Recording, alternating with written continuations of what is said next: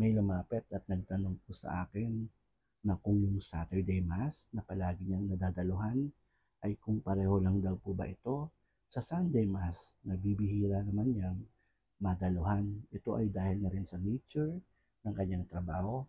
Siya ay nasa isang service industry o isang BPO. Mga kapwa ko Katoliko, ang Saturday Vigil Mass or Saturday Anticipated Mass kahit na gumamit ng Saturday Liturgy ayon po sa ating Code of Canon Law 1248 nating mga Katoliko ay makukonsider pa rin Sunday Mass. Ang ating Sunday Obligatory Mass ay natutupad mo pa rin kahit Sabado ka dumalo ng misa. Hanggang sa muli, sana po nakatulong. Brother Paul po, God bless.